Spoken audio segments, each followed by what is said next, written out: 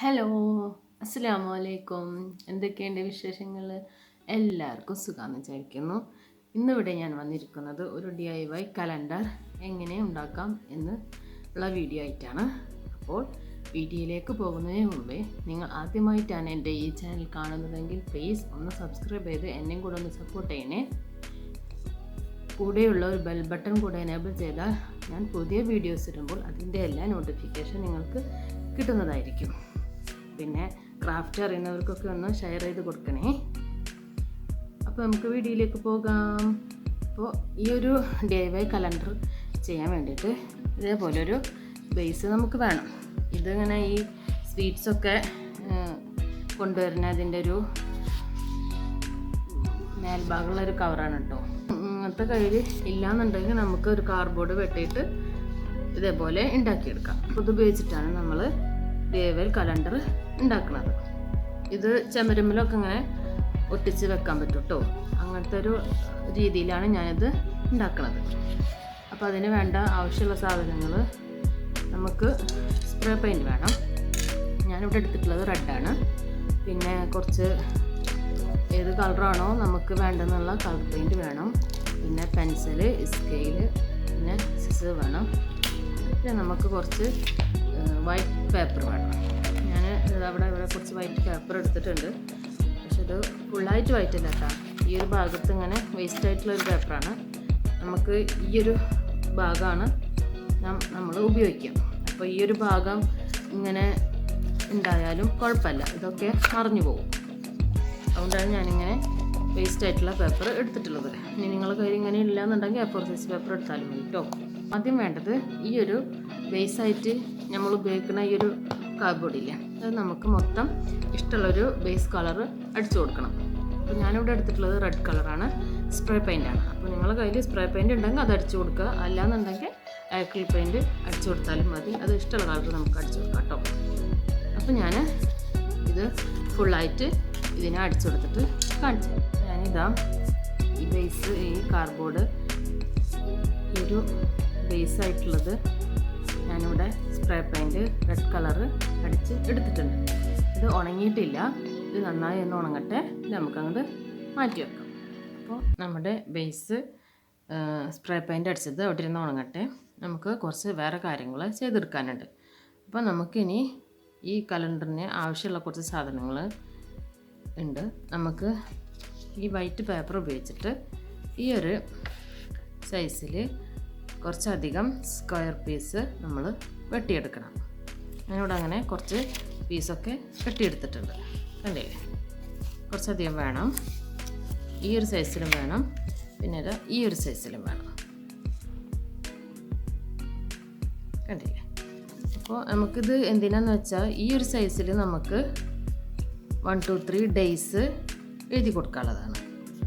പിന്നെ ഈ ഒരു സൈസ് സ്ക്വയർ പീസിൽ നമുക്കിത് കുറച്ചധികം വേണം. ഇതൊരു 7 എണ്ണം വേണം. പിന്നെ നമുക്ക് ഒരു 12 എണ്ണം വേറെ വേണം. 7 എണ്ണം നമുക്ക് വേണ്ടത് സൺഡേ, മൺഡേ, ട്യൂസ്ഡേ, വെൻസ്ഡേ എന്ന് എഴുതി കൊടുക്കാൻ ഒരു 7 പീസ് വേണം. പിന്നെ ജനുവരി അങ്ങനെ മന്ത് നമുക്കൊരു 12 മാസം എഴുതി കൊടുക്കാൻ അങ്ങനെ ഒരു 12 പീസ് വേണം. അങ്ങനെ നമ്മൾ എണ്ണിയിട്ട് ഇതേപോലെ സ്ക്വയർ പീസ് വെട്ടിയെടുക്കണം. ഞാനിങ്ങനെ സ്ക്വയർ പീസ് ചെറുതും വലുതും അങ്ങനെ വെട്ടിയെടുത്തിട്ടുണ്ട്. അങ്ങനെ ചെറുതുമിലൊക്കെ അങ്ങനെ നമ്പേഴ്സ് എഴുതി കൊടുത്തിട്ടുണ്ട്. കണ്ടില്ലേ? ഫുള്ളായിട്ട് എഴുതി കൊടുത്തിട്ടുണ്ട്. അതേപോലെ തന്നെ ജനുവരി ഇങ്ങനെ എഴുതി കൊടുത്തിട്ടുണ്ട്. എല്ലാ മന്തും എഴുതി കൊടുത്തിട്ടുണ്ട്. അതേപോലെ ദിവസങ്ങളും എഴുതി കൊടുത്തിട്ടുണ്ട്. ഇനി നമുക്ക് നമുക്ക് ഇഷ്ടമുള്ള പോലെ ഡെക്കറേറ്റ് ചെയ്തെടുക്കാം. ഇനി ഞാനിവിടെ ഉപയോഗിക്കുന്നത് 2 സ്കെച്ചാണ്. നമുക്ക് ഇഷ്ടമുള്ള പോലെ ഡെക്കറേറ്റ് ചെയ്തെടുക്കാം കേട്ടോ. കണ്ടേ? അപ്പം ഞാൻ ഈ ദിവസങ്ങൾ മൺഡേ, ട്യൂസ്ഡേ, വെനസ്ഡേ അത് ഞാൻ ഇങ്ങനെയാണ് ഡെക്കറേറ്റ് ചെയ്തിട്ടുള്ളത്, സിമ്പിളായിട്ട്. ഇനി നമുക്ക് ഈ ഒരു മന്ത് എഴുതിയിട്ടില്ലേ, അത് നമുക്ക് ഇതുപോലെ സിമ്പിളായിട്ടാണ് ഡെക്കറേറ്റ് ചെയ്തെടുക്കാം. ഞാനിതാ ഡെക്കറേഷനൊക്കെ കഴിഞ്ഞിട്ട് പേപ്പർ ഇതാ കൊണ്ടുവന്നിട്ടുണ്ട്. കണ്ടില്ലേ? അപ്പോൾ നമ്മളെ മന്തും ഡേകളും ഒക്കെ ശരിയായിട്ടുണ്ട്. ഇനി നമുക്ക് റെഡ് സ്പ്രേ പെയിൻ്റ് അടിച്ച ഈ ഒരു ബേസും നന്നായി ഡ്രൈ ആയിട്ടുണ്ട്.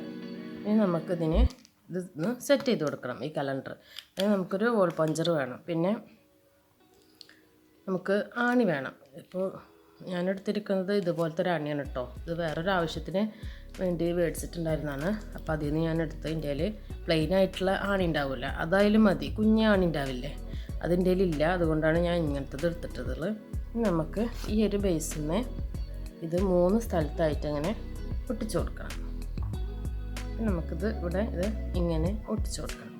അത് ഞാനിവിടെ ഒട്ടിക്കാൻ എടുത്തിട്ടുള്ളത് ഗ്ലൂ ഗണ്ണാണ്. കണ്ടില്ലേ, ഗ്ലൂ ഗണ്ണ് കൊണ്ട് ഒട്ടിച്ചാലേ ഇത് ശരിക്കൊന്ന് ഒട്ടുള്ളൂ.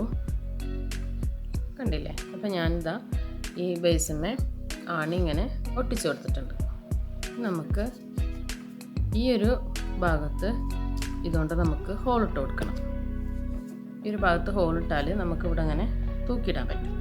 ഇതാ ഹോൾ പഞ്ചർ ഉപയോഗിച്ചിട്ട് ഇത് ഹോളിട്ട് കൊടുത്തിട്ടുണ്ട്. കണ്ടില്ലേ?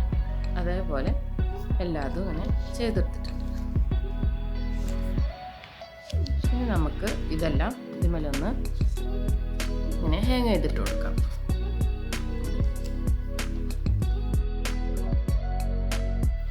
കണ്ടില്ലേ? ഞാനിതിന്മേൽ ഹാങ് ചെയ്തിട്ടുണ്ട്. നമ്മൾ ഈ കലണ്ടർ ഒന്നും കൂടെ ഒന്ന് മൊഞ്ചാക്കാൻ ഞാനിത് അതേപോലത്തെ സ്റ്റിക്കർ എടുത്തിട്ടുണ്ട്. ഇതിന്മേൽ കുറച്ച് ഫ്ലവേഴ്സും ലവ് ചിഹ്നമൊക്കെ നമുക്ക് ഇതിമൊന്ന് ഒട്ടിച്ച് ഒന്നും കൂടെ ഭംഗി കൂട്ടും.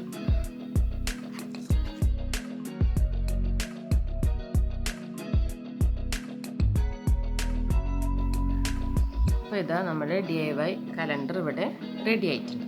കണ്ടില്ലേ? എല്ലാവർക്കും ഇഷ്ടപ്പെട്ടോ? അപ്പോൾ ഇനി ഞാനിത് വോളുമേ തൂക്കിയിടുന്നത് ഡബിൾ സൈഡ് ടാപ്പില്ല, അത് ഉപയോഗിച്ചിട്ടാണ് ഞാനിത് വോളുമേ തൂക്കിയിടാൻ ഉദ്ദേശിക്കുന്നത്. അപ്പോൾ നല്ല ഈസി ആയിട്ട് നമുക്കിങ്ങനെ കലണ്ടർ ഈസി ആയിട്ട് ഇവിടെ വോളുമേ തൂക്കിയിടാൻ പറ്റും. അപ്പോൾ ഏത് കുഞ്ഞു മക്കൾക്കും ചെയ്തെടുക്കാൻ പറ്റിയ ഒരു DIY കലണ്ടറാണ്.